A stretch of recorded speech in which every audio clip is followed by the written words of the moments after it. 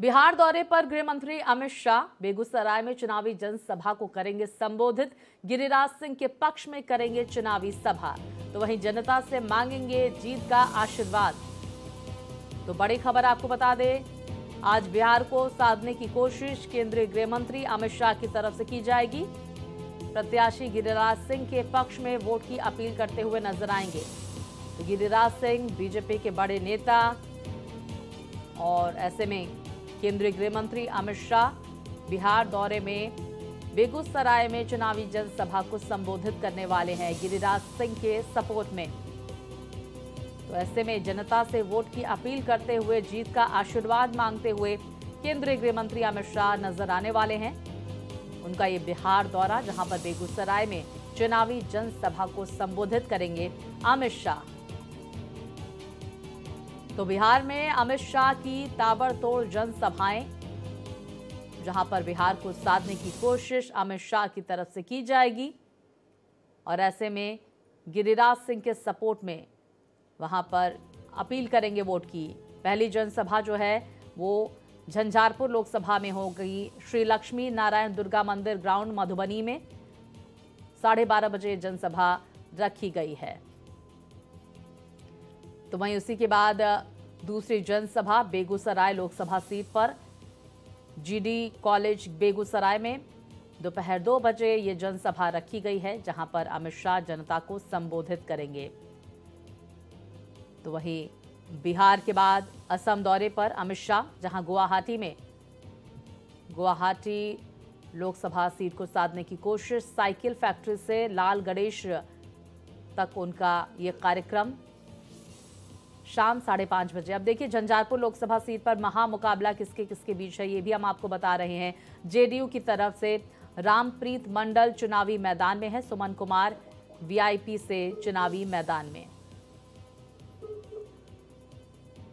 तो गठबंधन प्रत्याशी के समर्थन में वोट की अपील करते हुए नजर आएंगे अमित शाह। लोकसभा सीट का जनादेश 2019 का रामप्रीत मंडल इस सीट से जीते थे। गुलाब यादव को हार का सामना इस सीट से करना पड़ा था। 2019 का ये समीकरण, जहां पर रामप्रीत मंडल ने जीत हासिल की थी। तो वहीं 2014 में वीरेंद्र कुमार चौधरी जीते थे। मंगनी लाल मंडल को हार का सामना करना पड़ा।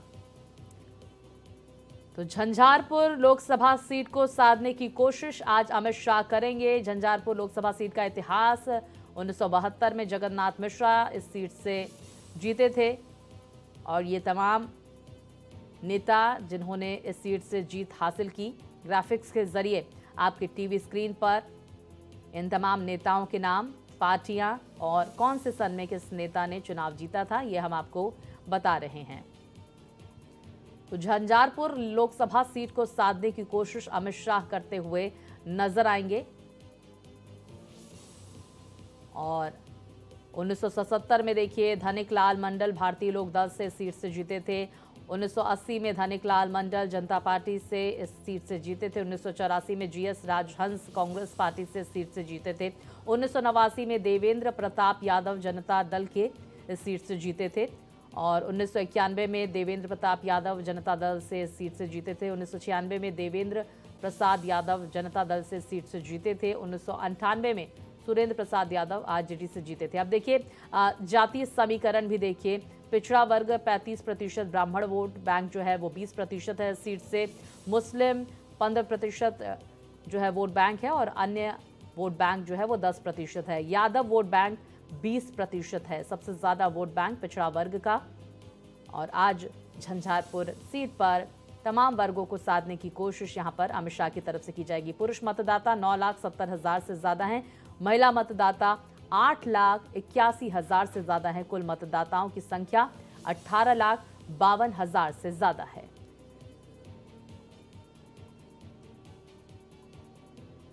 तो वहीं ये तमाम जनसभाएं केंद्रीय गृह मंत्री अमित शाह की। तो देखिए, अमित शाह की ताबड़तोड़ चुनावी रैलियां बिहार में आज आयोजित होंगी। झंझारपुर, बेगूसराय, इन तमाम जिलों को साधने की कोशिश उनकी तरफ से की जाएगी। और विस्तार से जानकारी के साथ मेरे सहयोगी आशुतोष हमारे साथ जुड़ गए हैं। आशुतोष, आज केंद्रीय गृह मंत्री अमित शाह कितने बजे बिहार पहुंचने वाले हैं? क्या कुछ उनका कार्यक्रम रहेगा और मंच पर उनके साथ कौन कौन मौजूद रहेगा? क्या मुख्यमंत्री नीतीश कुमार भी मंच से उनके साथ मौजूद रहेंगे मंच पर? देखिए, करीब 20 दिन बाद अमित शाह बिहार आ रहे हैं और अमित शाह तब बिहार आते हैं जब उम्मीदवारों की कमजोरी सामने आती है। जिन उम्मीदवारों को बूस्टअप करना होता है, अमित शाह पहुंच जाते हैं और इसी परिप्रेक्ष्य में विपक्ष भी इसको देखता है। आज अगर अमित शाह की बात करें तो 11 बजे वो मधुबनी के झंझारपुर इलाके में जेडीयू प्रत्याशी रामप्रीत मंडल के समर्थन में एक जनसभा को संबोधित करेंगे और एक तरह से कहें अपने कार्यकर्ताओं में जोश भरेंगे। जहां तक उनके साथ लोगों की बात करें तो तमाम जो नेता हैं, खास करके बीजेपी और जेडीयू के, वो तमाम नेता मौजूद रहेंगे। अगर हाई स्टार प्रचारकों की बात करें तो विजय सिन्हा उपस्थित रहेंगे, नीतीश कुमार भी मौजूद होने की बात हो। हालांकि नीतीश कुमार को ऐन मौके पर न जाने की भी स्थिति पैदा कर देते हैं, लेकिन इस बार अमित शाह के साथ नीतीश कुमार भी जा सकते हैं, इस बात की पूरी संभावना है। हाँ। तो 11 बजे का जो शेड्यूल तय किया गया है वो मधुबनी के झंझारपुर में है और फिर वहां से वो हेलीकॉप्टर से उड़कर बेगूसराय आएंगे, जो कि हाई प्रोफाइल सीट है और बेगूसराय से केंद्रीय मंत्री गिरिराज सिंह बीजेपी के उम्मीदवार के तौर पर चुनाव लड़ रहे हैं। वहां भी उनकी जरूरत पड़ गई है और अमित शाह वहां भी एक बड़ी जनसभा को संबोधित करेंगे, लोगों को मोटिवेट करेंगे, वोटरों को अपनी ओर खींचने का प्रयास करेंगे। आशुतोष, तो बिल्कुल देखिए, एक महत्वपूर्ण बात यहाँ पर यह भी हो जाती है कि अगर हम पिछले 2 चरणों का जिक्र करें तो जिस तरह से वोटिंग प्रतिशत में गिरावट तमाम राज्यों में देखने को मिल रही है, खासकर बिहार में, ऐसे में आज अमित शाह की तरफ से मुझे लगता है लोगों से, बिहार वासियों से ज़्यादा वोट देने की अपील भी की जाएगी।